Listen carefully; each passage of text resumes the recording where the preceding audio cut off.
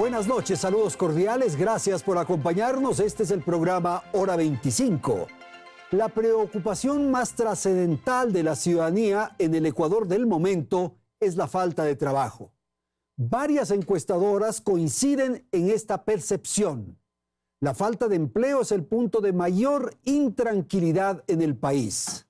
El presidente Guillermo Lasso hizo ofrecimiento de campaña y la consecución de fuentes de trabajo. A esta hora se habla de una consulta popular para incorporar las preguntas, temas concernientes a la reforma laboral. Una alternativa de esta naturaleza sin duda tomará mucho tiempo y va a dificultar la posibilidad de un acuerdo y de un consenso. Mientras tanto, 6 millones de ecuatorianos están en el paro total, en el subempleo, en la informalidad. Este es el tema que vamos a tratar esta noche y para ello hemos pedido la presencia de los siguientes invitados. Nos acompaña Paulina Durango. Ella es viceministra de Trabajo y Empleo del Ministerio del Trabajo. Gracias a la participación de Alba Guevara. Ella es docente universitaria, pertenece a la Escuela de Derecho de la Universidad Internacional del Ecuador, UID. Nos acompaña Cristian Villagómez. Él es el presidente de la Asociación de Desempleados y Subempleados del Ecuador. Y agradezco la presencia esta noche aquí en el estudio de Teleamazonas de Eduardo Izurieta. Él es un empresario que nos va a hablar justamente de el compromiso del sector privado en el tema que tratamos aquí, el empleo, el desempleo, el subempleo. Gracias a la audiencia, aquí empezamos. Belén, buenas noches. Hola Andrés, amigos, muy buenas noches. Qué gusto poder estar nuevamente junto a ustedes. Han transcurrido ya 23 días de este nuevo año y la principal preocupación de los ecuatorianos sigue siendo el desempleo. Según la encuestadora Click Report, este tema se ubica en la primera posición de los problemas que más angustian a los ecuatorianos, con un 27,9%. Las bolsas de empleo señalan que el primer trimestre de cada año hay mayor vinculación de candidatos en los procesos de selección y las empresas también realizan más ofertas. ¿Cómo está la situación al momento en el país? Escuchemos a un experto. Cada mes recibimos un aproximado de 300 CVs nuevos y durante todo el año logramos tener aproximadamente entre 2.000 y 2.500 CVs nuevos. Tenemos 1.000 procesos activos y aproximadamente 500 de todos estos que se han postulado llegan a ser contratados en nuestros procesos de selección.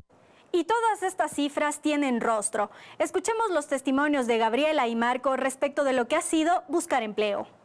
Gabriela López, 38 años, guía de turismo. Yo, tras la liquidación de TAM, me quedé sin trabajo a partir del 31 de julio del 2020. Sí, ha sido súper duro porque o te ponen limitante de la edad o quieren más experiencia. Ahora, con esta nueva experiencia de ser mamá, o sea, sí he visto que hay bastante limitante porque, como tú conoces, las madres tenemos el derecho a las horas de lactancia, entonces las empresas ya no te contratan por eso. Marco Ramírez, 51 años, camarógrafo. Estaba trabajando repartiendo comida en delivery y bueno, me he dado estas maneras en 2 años de tratar de subsistir, digamos, ¿no? Lastimosamente por mi edad, ya no me quieren dar trabajo. Pese a casos como estos, que los encontramos por miles, las cifras del INEC señalan que en 2021 se redujo la tasa de desempleo. Por ejemplo, los hombres empezaron el 2021 con una tasa de desempleo del 4,9% y en noviembre eso bajó al 3,4%, mientras que en las mujeres el desempleo en enero 2021 se ubicó en 6,9% y en noviembre se redujo al 5,8%. ¿Cuál es el panorama para este año? Regresamos contigo, Andrés. Gracias, Belén, y vamos a empezar y vamos a pedir justamente a nuestros panelistas una reflexión, un diagnóstico de lo que está sucediendo. Viceministra, ¿cuál es la información que ustedes tienen? ¿Qué es lo que está pasando? ¿Cómo explicar, cómo entender estos niveles tan altos de desempleo? Buenas noches. Buenas noches, Andrés. Gracias por la invitación. Es un gusto estar aquí. Saludos a la audiencia. Sin duda, el desempleo y el subempleo es el problema más grande que tiene este país y así lo demuestra esta encuesta. Pero las cifras también demuestran que hemos tenido una reducción importante sobre esos índices, ubicándose a nivel nacional en el 4.4% en noviembre del 2021. El repunte de la pandemia ha cambiado las circunstancias en estos 2 meses. Sin embargo, creemos que el ambiente que se vive, el ambiente de reactivación, tiene que permanecer en el Ecuador. ¿Pero qué está pasando? Las empresas no contratan personal. Las empresas no contratan personal porque tenemos un sistema muy rígido de contratación. Y el gobierno debe buscar este nuevo entorno laboral que permita contratar a más personas. No es posible que en el Ecuador las mujeres a los 38 años se consideren ya mayores para conseguir empleo. O sea, una mujer de 38 años ya difícilmente consigue empleo. Y para las mujeres, el tema del empleo y el desempleo, que es para mí trascendente en la actividad del Ministerio de Trabajo, no ha encontrado este espacio que tiene que buscarse para dar oportunidades a las mujeres, respetando sus derechos para acceder al trabajo. Y el otro elemento, Paulina, es que se está despidiendo personal de las empresas, ¿o ya no tanto? No, gracias a, creo que a las políticas de confianza no se ha despedido a gente más, las cifras lo demuestran en ese sentido. Entonces, más bien lo que hay es una ralentización en la contratación y mantenerse en niveles bajos cuando nosotros lo que queremos es dar oportunidad a los jóvenes, dar oportunidad a las mujeres, a esta nueva gente que busca una formación distinta. Entonces, si queremos romper esta terrible circunstancia del desempleo y del subempleo en el Ecuador, tenemos que sin duda hacer cosas distintas. Vamos a ir a eso en el siguiente segmento. Cristian, por favor, su percepción, ¿qué es lo que está sucediendo? Usted representa a un colectivo, a un sector de personas que se han unido y que son desempleadas, que son subempleadas. ¿Qué está pasando? Gracias, Andrés. Es un placer estar en el programa, los panelistas y a todas las personas que nos están mirando. Nosotros representamos a casi 6 millones de personas en el Ecuador. Queremos que estas 6 millones de personas tengan voz. El desempleo en el Ecuador está entre de 7 personas, de cada 10 personas no tienen empleo pleno. Esto quiere decir que si trasladamos este problema a la sociedad, a la familia, es un desastre. Las familias no tienen con qué sustentarse y por eso es que se crean grandes problemas sociales. Nosotros estamos en este punto tratando de concientizar no solo a las personas que tienen empleo, sino también al gobierno para que pueda cambiar la ley, y no solo la ley laboral, sino otras leyes que sí afectan al mercado, y el mercado es el que da empleo a las personas. Entonces, tenemos que cambiar un conjunto de leyes que necesariamente el gobierno lo tiene que hacer, pero lamentablemente parece que estamos yendo un poco lento y eso sí afecta a la Cristian, sociedad. ¿cuál es la sensación que usted tiene? Que porque no hay unas leyes adecuadas, no se permite esta contratación más flexible a lo que usted se refiere, las empresas tienen miedo de contratar. Sí, o sea, Andrés, un empresario se preocupa y piensa varias veces si es que va a contratar o no a un empleado. Es exactamente lo que tú dices, Andrés. Ya. Hicimos nosotros un estudio el año anterior, en el mes de septiembre, con 50 empresas y les expusimos la ley laboral que el gobierno piensa que va a lanzar o va a aprobar la Asamblea, pero parece que va a ir a consulta popular. Bueno, eso no se sabe todavía. Pero en este estudio que hicimos, cuatro empresas, o sea, de 4% de las empresas que nosotros encuestamos, no querían contratar. ¿Por qué? Porque la ley laboral de hoy es muy rígida, como decía la ministra, la representante del gobierno aquí. El problema de esto es que el 95% de las empresas no quieren contratar porque la ley es muy rígida, pero si la ley se flexibiliza, y para esto hay preceptos académicos y científicos que demuestran que la flexibilización laboral sí crea empleo, sí permite que las empresas puedan contratar por obra, por horas y por otras formas que se puede hacer. Lamentablemente parece que, no sé, los asesores del gobierno no tienen esta clase de conocimiento o no tienen acceso a esta información, o si la tienen o no la quieren poner en práctica, que sí se puede flexibilizar la ley, que la ley sí hay cómo flexibilizarla para que las personas, por ejemplo, los jóvenes que salen de las universidades, los jóvenes que salen de los colegios, las madres que tienen hijos y que no pueden trabajar las 8 horas diarias, sí lo pueden hacer con una ley más flexible. Pero haciendo una nueva ley. Así es. Ok, gracias, Cristian. ¿Cuál es la percepción, Alba, que usted tiene respecto a los niveles de desempleo? ¿Por qué se produce? ¿Qué circunstancias está viviendo la persona que en este momento probablemente está recorriendo las calles con la carpeta bajo el brazo, como se dice? Buenas noches. Gracias, Andrés. Muy buenas noches. La invitación a nuestros compañeros de panel, compañera. Buenas noches, señores televidentes. Efectivamente, partamos del concepto, ¿no?, que el empleo es ese derecho humano a través del cual nosotros podemos hacer realidad esos proyectos de vida personales. Y la percepción del desempleo no es una percepción, es una realidad.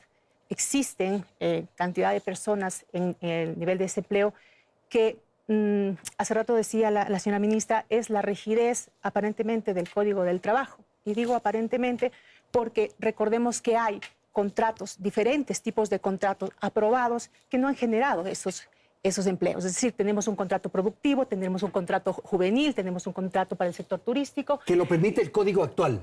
Sí, y tenemos además a través de acuerdos ministeriales. Es decir, ya existe esa flexibilización laboral. Pero entonces la respuesta es, ¿qué está pasando? ¿Qué es lo que no ha hecho el gobierno? O más bien, ¿cuál es una política adecuada? Voy a poner un ejemplo. Si de 10 estudiantes, 7 pierden la materia. Algo está pasando. Algo está pasando. ¿Y de quién es la culpa? No va a ser de los estudiantes. Seguramente es mi responsabilidad porque no estoy midiendo el impacto, a lo mejor no estoy midiendo qué es lo que está pasando. También se ha dicho desde el discurso que efectivamente existen muchos emprendedores que han perdido sus proyectos, que no se han organizado. Deberíamos analizar qué está pasando. Nosotros hemos tenido historias de muchos incrementos más bien o inyecciones para que se generen estos temas productivos, pero si no hay un control adecuado, esos recursos se desaparecen por cualquier lado. Ahora, Alba, ¿pero qué estará ocurriendo? Esos 6 millones de ecuatorianos que están en estas condiciones, algo están haciendo, porque de algo tienen que vivir. Entonces, ¿estará pasando lo de la informalidad, del subempleo? ¿Qué estará ocurriendo? Si ustedes ven las mismas estadísticas que ofrecieron del año 2020 al 2021, tenemos los mismos porcentajes. Entonces, realmente no sé si efectivamente hemos aumentado en ese porcentaje el empleo, pero todos estos 6 millones han estado o estamos viviendo en condiciones un poco precarias, toda vez que se está buscando o buscándose la vida todos los días para llevar es lo que vemos en las calles, de alguna manera. Por eso les digo las que no es una personas que percepción. venden frutas, el señor que limpia el parabrisas, esos son. Ese es el ejército de 6 millones de ecuatorianos. Sí, y no es una percepción, es una realidad. Es una realidad, es un hecho que vemos. Pero que nosotros tenemos normativa para poder contratar. Es decir, ya existe la normativa, no es necesario esa flexibilización, tenemos la normativa. Con la normativa actual se podría hacer. Se puede, nosotros tenemos los acuerdos ministeriales de octubre de 2020, teníamos además acuerdos ministeriales anteriores del sector turístico, del florícola, del ganadero, es decir, ya había esos acuerdos ministeriales, pero ahí va el problema, como le decía en el ejemplo, ¿qué está pasando? ¿Qué no ha hecho el gobierno? Algo está ocurriendo para que no se contrate personal. ¿Cuál es la apreciación que ustedes tienen? Buenas noches. Gracias, Andrés, por la invitación. Gracias. En mi opinión, las leyes ecuatorianas impiden que 6 millones de ecuatorianos puedan trabajar. Y ese es el problema raíz que tenemos que resolver. No solamente leyes laborales, sino leyes que atraigan la inversión. Esas leyes que en el Ecuador se han creado durante décadas tienen como consecuencia el resultado que estamos viviendo actualmente. Eso es lo que estamos viviendo gracias a leyes que en muchos casos supuestamente defendían derechos de los trabajadores. Pero lo que han creado es le han eliminado un derecho al 70% de la gente, que es un derecho básico a trabajar. Y eso es lo que tenemos que resolver. Y creo que tenemos que ser muy puntuales en los problemas que tenemos que resolver. No solamente leyes laborales, sino leyes para atraer inversión, para generar emprendimiento. El Ecuador tiene una particularidad muy especial y es que es un país que tiene un espíritu emprendedor. El año anterior, a través de la Asociación de Emprendimiento, se crearon casi 800 nuevos emprendimientos que generaron, cada emprendimiento genera 2, 3 plazas de trabajo. Entonces, el Ecuador tiene que hacer una reforma profunda de esto para atraer inversión privada masiva. Y en eso quiero hacer énfasis en eso. Inversión privada tiene que ser privada y tiene que ser masiva. Y otra cosa que es importante es que tiene que ser rápida. Claro. porque las personas, esas 6 millones de personas, están sobreviviendo. Y no podemos esperar mucho tiempo. Los políticos y la sociedad tienen que emprender cambios profundos, pero además cambios rápidos, pragmáticos. Dejar la ideología de lado, porque a veces nos empantanamos en una cantidad de conceptos ideológicos que lo único que generan son discusiones bizantinas que no nos llevan a nada. El problema es gravísimo. Así como hoy estamos viviendo el problema del COVID, todos tenemos familiares, amigos que están con COVID. Lo mismo pasa con el desempleo. Seguro. Todos tenemos algún familiar o varios familiares o amigos que están luchando día a día por llevar algo de comida a la casa. Ahora, Eduardo, me parece que el tema de la legislación a la que usted se ha referido es un elemento, es un ingrediente, pero hay un contexto nacional que ha complicado a las empresas, que ha complicado al sector productivo y que por eso es que han salido de lo formal a lo informal estos 6 millones de ecuatorianos aproximadamente. Ese es el tema central, no tanto la ley, ¿o sí cree usted que la ley? Yo creo que la ley es un componente muy importante, las leyes. Ya. Pero evidentemente, si el empleo se crea como consecuencia de inversión, los inversionistas necesitan tener confianza en dónde están poniendo sus recursos. Yo creo que desde el mes de mayo del año anterior se ha generado un ambiente de confianza. Los empresarios, los inversionistas, los emprendedores, estamos con hambre de invertir. Se tienen que generar otro tipo de facilidades. Sin duda han habido cambios en la ley, pero se necesita mucho más. Pero lo más importante es la confianza. Porque fíjense, un emprendedor, ¿ya? No hablemos solo de los grandes inversionistas, sino que un emprendedor tiene que invertir sus recursos, sus ahorros, tiene que endeudarse para poner en práctica un negocio, para llevar adelante un sueño, para solucionar un problema de las personas. Y ese emprendedor necesita tener un ambiente de confianza para poder desarrollar su negocio y necesita un ambiente en donde también podamos protegerles. No podemos decir, no podemos decir que somos pro trabajadores sin ser pro empresa y tenemos que terminar con ese tipo de paradigmas, porque el empresario y el trabajador colaboran para lograr un objetivo común. Y lamentablemente ciertas líneas ideológicas han puesto al trabajador y al empresario como dos contrincantes, cuando lo que estamos es en un mismo país con unos mismos problemas y lo que debemos es colaborar para crecer. Seguro. Alba, por ejemplo, alguien que tiene un salón de belleza, que tiene una vulcanizadora y tal, piensa 2, 3, 4 veces si es que es preciso contratar a un asistente. Pensemos que efectivamente esta persona que tiene el salón de belleza puede acogerse a un contrato de los que existen en la norma que no le va a generar ningún perjuicio. No hay problema. O sea, yo insisto, tomando el tema que señalaba hace rato Eduardo, él dice, el emprendedor necesita sacar de su bolsillo, pero ¿qué tal si el Estado le provee los recursos a un interés bajísimo, le hace el acompañamiento respecto de cómo emprender los recursos, de cuáles tienen que ser los proyectos que tiene que presentar? Seguramente no va a fallar en el desarrollo. Rápidamente una respuesta y vamos a una ronda final. Yo discrepo con Alba y saludo con mucho respeto a cada uno de los señores panelistas que me acompañan, a Eduardo y Cristian también. Pero no es suficiente tener una modalidad de contratación para que la rigidez laboral desaparezca. La modalidad de contratación está por debajo de la ley. El acuerdo ministerial no puede reformar la ley. Entonces, tenemos que trabajar bajo los esquemas de esta ley laboral que ya no está de acuerdo. Pero Paulina, también sería mágico que con una ley ya se resuelva. Ahí comparto tanto con Cristian como con Eduardo el punto de decir que no es exclusivamente la ley, que tenemos que tener condiciones adecuadas y sin producción no hay empleo. El objetivo del Ministerio de Trabajo de este gobierno, que está alineado con el plan presentado por el presidente Lasso, es encontrar el empleo y la producción. Si es que no hay inversión, si es que no hay confianza, no puede haber trabajo, más allá de que el marco normativo es indispensable. Pero yo creo que también debemos referirnos en este momento a un contexto que está presente en el día a día nuestro y es el contexto pandemia. Vamos a ir a eso. Paulina, tengo que ir a un corte y enseguida volvemos también con Cristian para su intervención. En un instante, hora 25.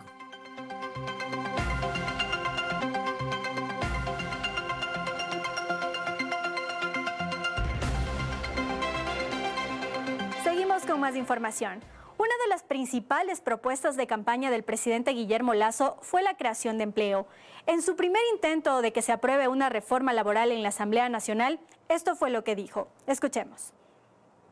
Ahora debemos caminar juntos hacia la siguiente meta: generar 2 millones de puestos de trabajo, que es lo que demanda en los próximos 4 años la sociedad ecuatoriana. Tras recibir la negativa en la Asamblea, ¿qué se ha hecho desde el gobierno para propiciar la generación de empleo? Ahora el primer mandatario hace una nueva propuesta. Escuchemos. Que esa mayoría de ecuatorianos resuelva si está de acuerdo o no con una nueva ley laboral. Lo podemos enviar a la consulta popular. Sin embargo, ¿es esto posible? El artículo 104 de la Constitución de la República señala que el presidente puede convocar a una consulta popular sobre los asuntos que estime pertinentes.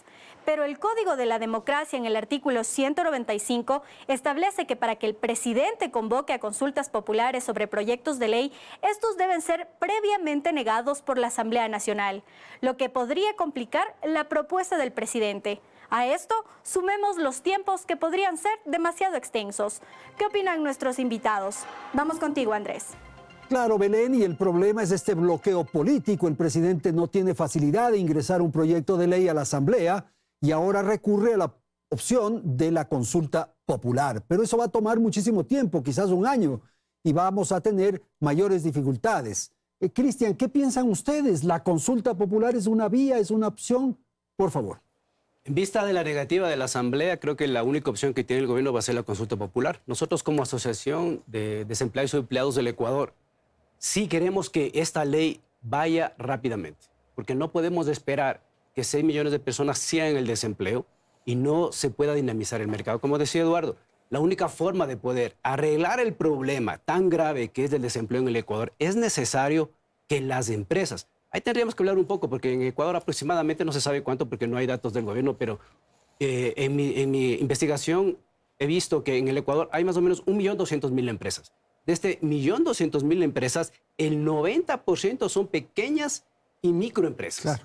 Ya. Y estas pequeñas y microempresas son muchísimas las que también están en la informalidad, o sea, también claro. no habrá registros y o sea, mira, ahí el problema es un poco complicado porque cuando se transparentan los números uno puede decir, yo voy con esta información y creo este conocimiento, pero cuando no hay información, ¿cómo tú creas conocimiento? ¿Cómo puedes solucionar problemas? No existe realmente esa información que tú digas, yo voy a ir acá y voy a recabar esta información porque voy a establecer procesos, voy a establecer proyectos para ejecución. No se puede ejecutar cuando no hay números, cuando el gobierno no puede transparentar números y no sabemos exactamente cómo puedes dinamizar un mercado cuando no conoces el mercado. 2 millones de empleos ha ofrecido el presidente en la campaña. Ok, mira, ahí por ejemplo, hice yo una investigación.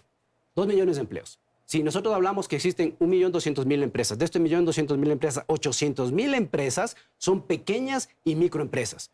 ¿Cómo tú le puedes decir, como tú decías, hablando de las pequeñas empresas, microempresas, de una peluquería, de una vulcanizadora, cómo le vas a decir tú al dueño de la vulcanizadora, contráteme 4 o 5 personas? No va a poder hacerlo. Primero porque la ley laboral es muy rígida, porque yo no puedo contratar a una persona que me va a tocar tenerla ahí 4 o 5 meses y le despido porque ya no me dé el negocio, me va y me demanda. Ahora, eso es lo que es fundamental, la necesidad de que el señor de la vulcanizadora o de la lubricadora tenga más trabajo, pues es la única manera de poder necesitar otro operario. ¿Qué pasa ahí? A ver, vuelvo a lo que decía en mi primera intervención. La inversión es lo más importante. Yo ahí discrepo con Alba porque la inversión no la tiene que dar el Estado. El Estado no tiene los recursos para generar la inversión que necesita el país. El mundo tiene muchísimo dinero. El mundo tiene muchísimos recursos que se van a los países donde son más atractivos. Te pongo un ejemplo. Si un inversionista extranjero quiere poner un dinero en un fideicomiso para apoyar negocios pequeños, emprendimientos pequeños, cuando reciba sus ganancias de esas inversiones, tiene que pagar el ISD. Entonces, eso es un primer problema legal que tiene que superar el inversionista. Entonces, el inversionista dice, no, ¿para qué me meto en este país? Por ese lado. Después, cuando tú tienes emprendimiento y hay inversión en emprendimientos, hay una figura de gestor del emprendimiento que le ayuda al emprendedor a prosperar, a avanzar su negocio, a crecer para que pueda contratar más gente. ¿Qué es lo que sucede? Esos gestores cobran unos honorarios, hay unos costos. Y esos costos, según las leyes actuales, si se hacen ese tipo de temas con sede en el Ecuador, tienes que pagar el impuesto a la renta, IVA, retenciones, encarece en más del 40%. Entonces, ¿qué es lo que sucede? Los emprendedores que necesitan capital, el mundo tiene capital y está buscando dónde invertir. El emprendedor necesita el capital y nosotros estamos pidiéndole al Estado que dé la plata. Y en este sentido común, algo está pasando. Entonces, si hay una barrera, exacto, hay un bloqueo. Si hay dinero en el mundo dispuesto a invertir y hay necesidades de inversión en un país que además tiene una gran fortaleza frente a nuestros vecinos de América Latina, y es que estamos dolarizados. Aquí el inversionista puede retirar dólares, no pesos que luego se devalúan.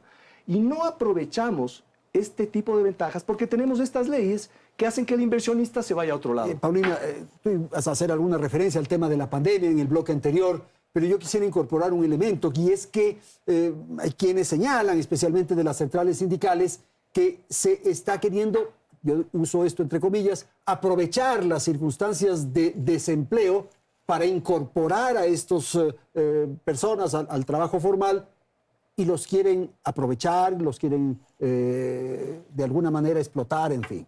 Todo lo contrario. Yo creo que efectivamente no hay nada más precario que no tener empleo. Esas son las palabras del presidente Lasso. Es absolutamente evidente. Absolutamente, el hombre que está limpiando el parabrisas está en la condición más precaria. ¿Quién va a tener las oportunidades de llegar a cumplir 40 horas a la semana, un salario mínimo vital, tener empleo adecuado y ver este derecho más importante a la realización humana que deseemos para tener acceso al trabajo? Y yo creo que el entorno del gobierno nacional ha dado muestras de un cambio, efectivamente, y por eso se crearon más de 277,000 empleos en estos últimos meses, que están registrados y sabemos que están ahí. Y yo quiero decir que los números también son asequibles en varias de las instituciones del Estado, que estos números que manejamos son del INEC, que las encuestas son adecuadas y que no ha habido cambios de metodología en las mediciones. Eso es muy importante. Los cambios de metodología no cambian los resultados y eso está dado en estos momentos. Pero yo quiero volver al tema de la ley, Andrés, si me permites. Por favor, porque esta idea de que se los va a explotar, se los va a aprovechar. Sí, porque efectivamente esta ley tiene que ser el consenso de los ecuatorianos. Estamos aquí 5 personas que tenemos distintos ámbitos de acción en la vida pública, en la vida nacional, en la vida privada, y todos coincidimos es que es necesaria y que es urgente, además. No solo necesaria, sino urgente. Entonces, el presidente de la República determinará la manera de hacerlo, sí o no consulta. Sin embargo, creo que la Asamblea Nacional tiene un papel que cumplir para efectivamente acceder a debatir y a aprobar este nuevo marco que permita la contratación de los ecuatorianos. Creo que todos vamos a empujar para ello, la academia, los empresarios, el gobierno, los desempleados y evidentemente también las centrales sindicales y los que tienen empleo, que son muy pocos dentro de los ecuatorianos. Entonces hay que mirar hacia dónde vamos en este futuro cercano, en este futuro de pandemia, de este repunte que ha tenido en la vacunación de este gobierno, la posibilidad de la reactivación. Y eso no podemos desconocer y mencionar en este panel, porque si no tendríamos el 82.5% de la población vacunada, el entorno sería mucho más complejo de lo que es, sin desconocer que es un entorno difícil. Alba, lo que ocurre es que a esta hora hay un trabajo subterráneo, hay un trabajo informal, esta idea de que, por ejemplo, un colectivo, un contingente de venezolanos particularmente, está trabajando probablemente en la lubricadora o en la vulcanizadora y no tienen ninguna protección de ley. ¿no será mejor que ese venezolano entre a la formalidad y tenga una protección? Claro, a ver, partamos desde la idea que traté de expresar desde un inicio, ¿no es cierto? El derecho al trabajo es un derecho humano, partamos desde ahí. Y como derecho humano se tiene que garantizar. Y aquí es importante mencionar el concepto de que es mejor tener un trabajo a no tener nada, partamos desde ahí. La materialización del derecho al trabajo no se efectiviza con que yo trabaje, se efectiviza con la posibilidad de un seguro social, con la posibilidad de condiciones adecuadas, de un horario justo, de una remuneración. Ahora bien, el proyecto que se presentó en su momento te da la posibilidad de que te contraten por horas y que a lo mejor esos montos sí se paguen de formas proporcionales. Eso es lo que nos dice la norma. Entonces, sí hay un tema de precarización, nos guste o no nos guste. Entonces, por eso yo quiero que se entienda este trabajo como un derecho humano y que la materialización no es solo la acción de trabajar, es que a través de esa venta a la fuerza de trabajo yo pueda generar estas circunstancias de vida adecuadas. Pero eso podría estar en la ley, de modo que esa persona no tenga esta precarización a la que usted se refiere. Pero por eso le digo, es que como estaba planteada la norma... Esa ley ya no. Exacto, ya. Como estaba planteada la norma, te daba la posibilidad, decía, de que te contraten por horas. No obstante, de que constitucionalmente también está prohibida la contratación por horas.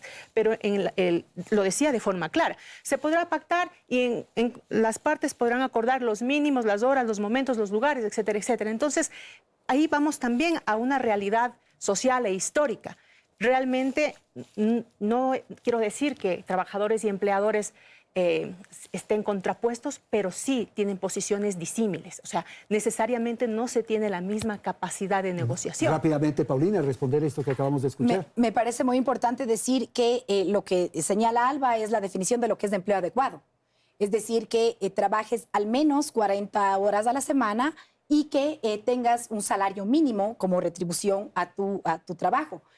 Yo quiero señalar enfáticamente que el proyecto de ley va a respetar evidentemente lo que dice la Constitución, no sería de otra manera, pero creo que el cumplir las 40 horas a la semana y permitir que eso sea en diferentes días, por ejemplo, jornadas, es un tema de... ¿Y usted está de acuerdo en eso, por ejemplo? Eso tiene que ser puesto en las... Pero eso está en el Código de Trabajo y hay una posibilidad. Ya está en el Código actual, se puede hacer. Pero con recargos, pues. Con recargos. Hay algunas posibilidades que cuando haces horas extraordinarias, suplementarias, tengas mayores recargos y eso efectivamente contrae este mercado que lo que buscamos es que se dinamice. Eduardo, la idea esta de que los trabajadores y los empresarios se unan y lleven adelante ofensivas juntos para sacar adelante el Ecuador, claro, es absolutamente válido, pero lo que dice Alba también es verdad. Las condiciones, las posiciones de uno y de otro son distintas. Yo creo que hay más cosas que unen a las que separan. Un inversionista necesita empleados competentes y al inversionista le conviene contratar, conservar y promover un nivel de trabajo para que el empleado esté contento. Bueno, pero ese es un debate interminable, el capital y el trabajo. Ahí... De acuerdo, pero lo que tenemos que hacer y el reto que hay es que la oferta de trabajo aumente tanto, ¿ya? Para que el empleado, lo que decía Alba hace un momento es real, el poder de la negociación entre un empleador y un empleado, el empleado tiene la parte más débil cuando no tiene opciones. Claro. Cuando se genera más trabajo, hay más inversión, hay más oferta de trabajo, el empleado sube su poder de negociación, porque el empleado puede decir, oye, tengo que ganar más, necesito estos mejores beneficios, porque si no el empleador pierde el empleado. Esa situación se vuelve tremendamente grave en la situación actual. Porque el empleador, en la situación actual, el empleador podría abusar incluso de eso porque el empleado no tiene opciones. Eso es verdad, Alba, rápidamente, a ver. Es verdad, es decir, se abusa de, lo ha dicho, de las circunstancias. Hace rato también me acuerdo que Paulina dijo, no es posible que a los 36 años tengas o te consideres, no te puedan contratar. Pero eso es una política empresarial. No es una política, no está en la norma que te diga que no te contraten. No sé si es una política de los empresarios, sino es el mercado. Es una consecuencia del mercado. Bueno, yo creo que va más allá. Pero hay una cosa que es importante. hay que tener mucho cuidado porque a veces es como que los empresarios son los malos de la película y los empleados son los buenos de la película. Y hay buenos y malos de todo. De todo. De todo. Exacto. Esto no es una política. Muchas veces los empresarios tienen que sobrevivir también. Cuando hay más empleo, se aumenta además el consumo. Al aumentarse el consumo, aumenta la competencia. Hay más competencia de empresas. Cuando hay más competencia de empresas, hay más demanda de trabajo. Entonces, el poder se traslada del empresario al trabajador. Rápidamente, Paulina, ya te doy la palabra, Cristian. A ver, Solo Paulina. realmente para puntualizar que efectivamente si nosotros no damos estos pasos ciertos de cambios con una inversión adecuada. Y yo quiero rescatar aquí 3 momentos importantes.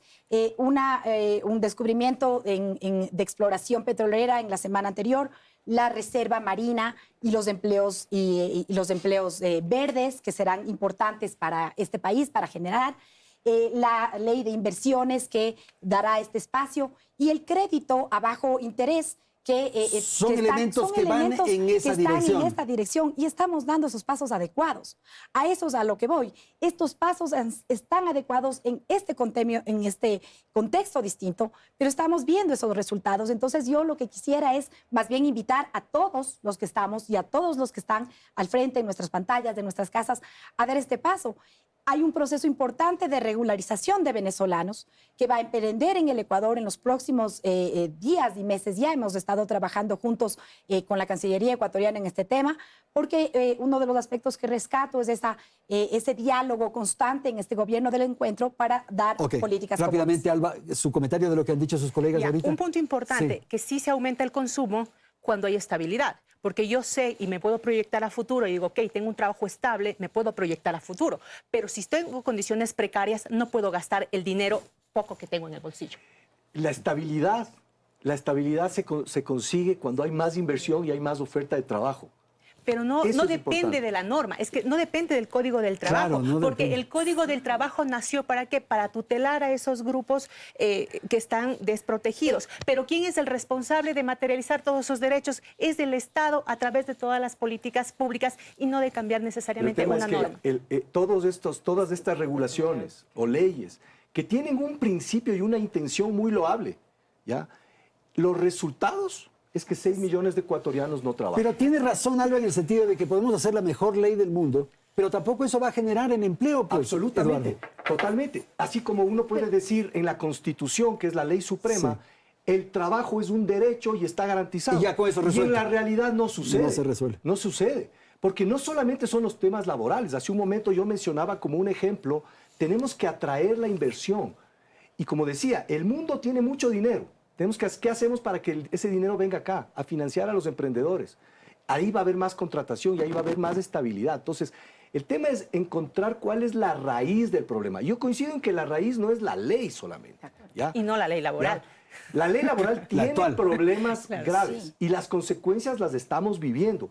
Basta ver a los países más desarrollados, donde hay mayor trabajo.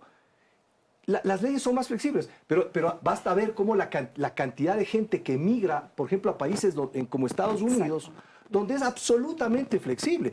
Gente que acá no tiene trabajo, con un código laboral que les cuida todos sus derechos, prefieren ir allá a un país donde no les respetan, entre comillas, esos derechos. Pero hay temas sociales garantizados, educación, salud, que son necesarios para el desarrollo humano. Tiene que ocuparse también el Estado, y por eso la inversión privada es fundamental. El mayor empleador en el mundo es el sector privado. Entonces, no podemos desconocer que las políticas públicas tienen, Andrés, y todos, y Cristian va a darme ahí esta Vamos a ver en qué posición está Cristian. Porque efectivamente el que sufre es el que vimos al inicio de este programa, Andrés. El que no tiene esa posibilidad. La persona que está caminando todos los días a buscar trabajo. Enfocados en esas personas. Ok, a ver, Cristian. Estoy de acuerdo con Alba que el trabajo es un derecho humano. ¿Cómo le explicas tú a los 6 millones de personas que no tienen empleo?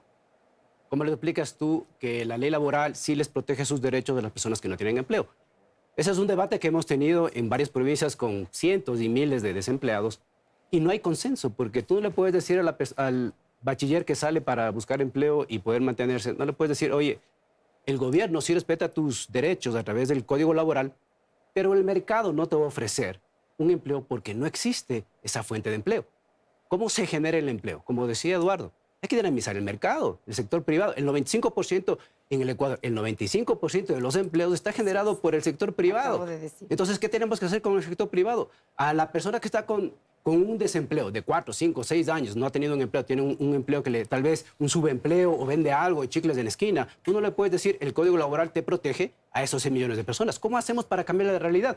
Es ahí que el conocimiento que la ministra dice que sí existe esos datos, ese conocimiento, sí sería bueno que se transparenten y podamos llegar a esos números, porque es la única forma de decir, mira, el mercado ecuatoriano tiene 10 millones de personas económicamente activas. De esos 10 millones, 8 millones y medio pueden laborar. De esos 8 millones y medio, solo 6 millones, únicamente 6 millones están en el desempleo. O sea, es absurdo. ¿Cómo podemos decir? Pongamos el caso de Colombia y Perú. En Perú, la ley está transparentada y dice que 12.5% en Colombia hay de desempleo y 15% en Perú. 9% del desempleo y 8% en Colombia. Entonces, en el Ecuador decimos 4.4% que decía la ministra y 54% de subempleo. O sea, no tiene... O sea, ahí vamos a ver que la idea que nosotros tenemos de cambiar el Código Laboral, y no solo el laboral, sino alguna ley más para poder dinamizar el mercado con las empresas, las microempresas y las medianas empresas, porque es la única forma, eso tiene que hacer el gobierno. Pero ya, o sea, no podemos esperar 2, 3 años más. Tengo que ir a una pausa, tengo que ir a la publicidad y retornamos en un instante.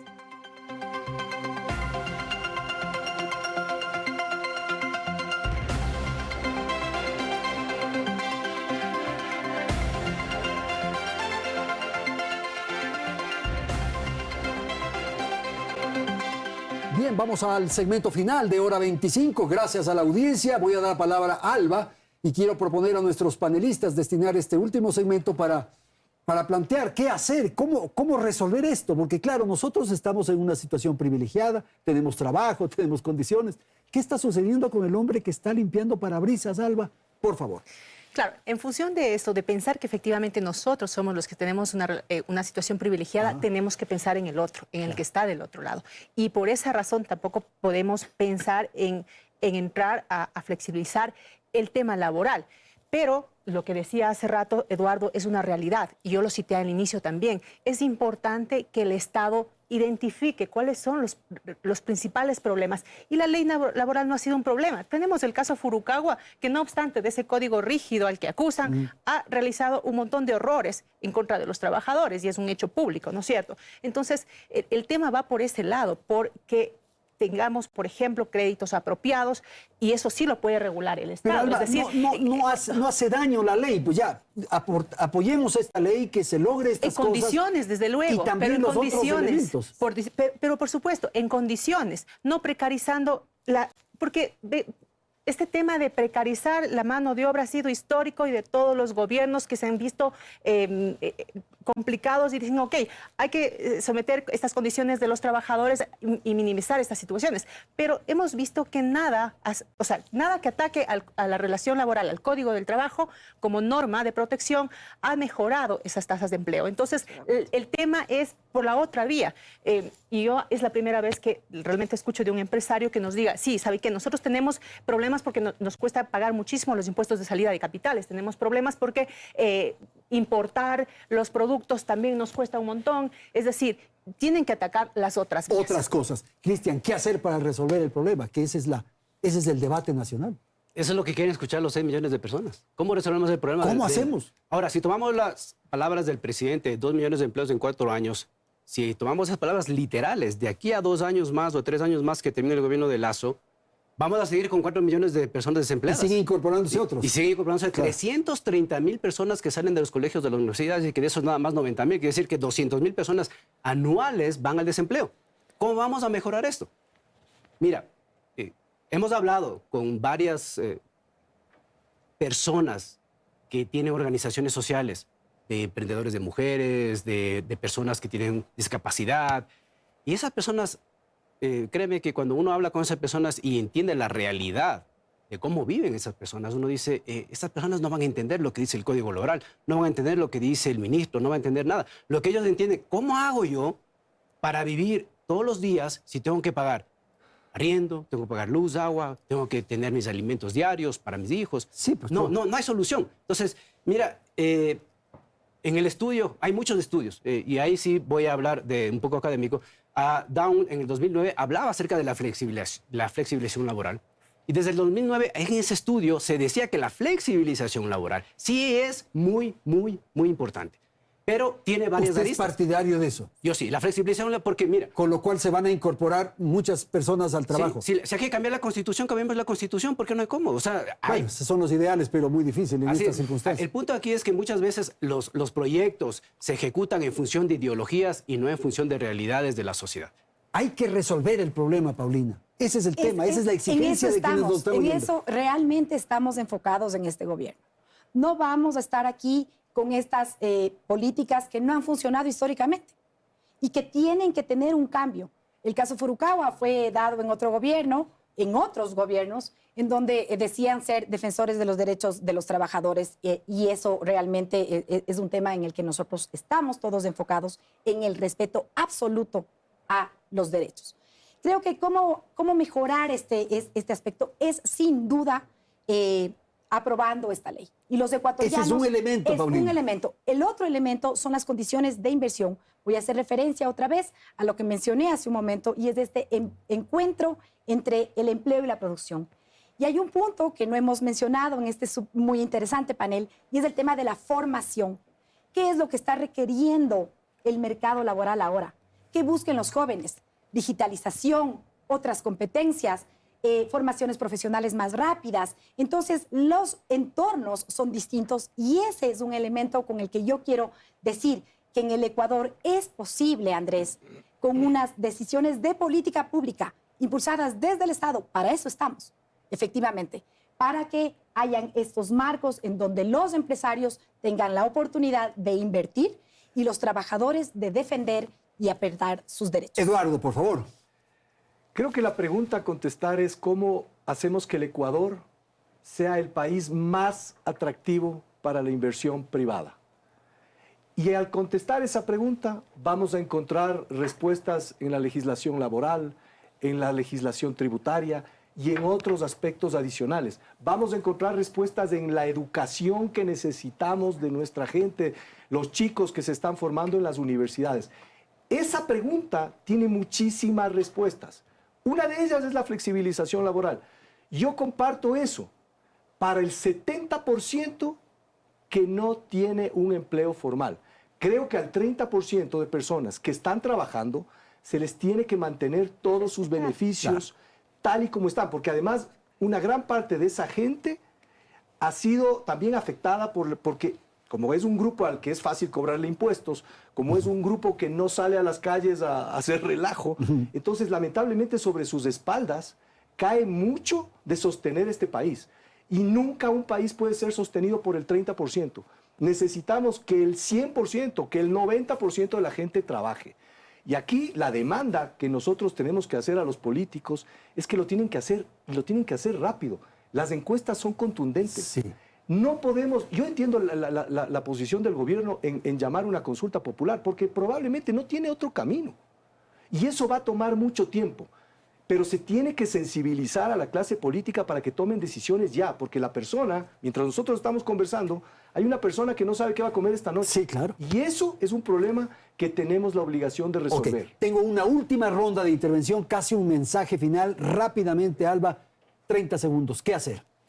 No, que efectivamente las políticas públicas y las decisiones del Estado, del gobierno sobre todo, vayan encaminadas en esta protección de derechos y en visualizar efectivamente que es buscar las medidas más idóneas para garantizar esta oferta de campaña, pero además esos derechos reales. Paulina, rápidamente, un mensaje final. Andrés, creo que el país necesita las respuestas y efectivamente las respuestas son estas dadas en el ambiente de confianza que ha generado el gobierno para invertir y para dar condiciones adecuadas de trabajo. Sin duda alguna, uno de los elementos más importantes es esta ley que vamos a tener que darle a los ecuatorianos como una oportunidad. Esta es una ley de oportunidades laborales que buscará incorporar a esos 7 de cada 10 ecuatorianos que no tienen empleo a posibilitar su mejor vida en este país.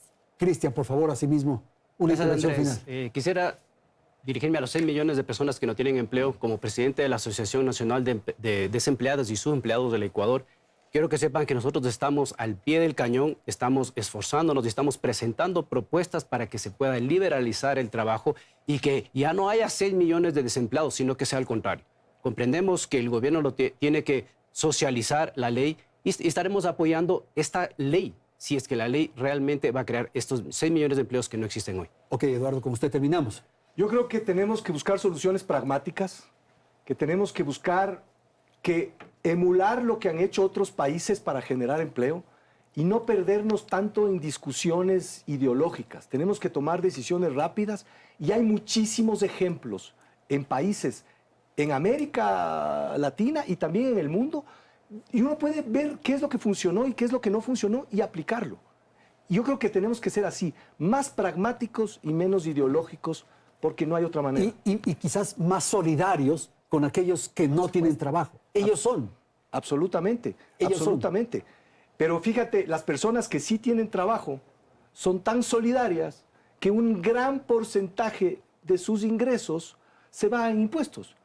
De los 360 días al año, ese grupo de personas probablemente trabajan entre 120 y 180 días para el Estado. Es que este es un compromiso de todos. Entonces, eso es un problema también de ese 30%. Entonces, solidaridad. Ok, muchísimas gracias a nuestros panelistas, Paulina Durango, Alba Guevara, Cristian Villagómez y Eduardo Izurieta. Gracias a la audiencia que nos ha acompañado esta noche. Felicidades. Hasta la próxima semana.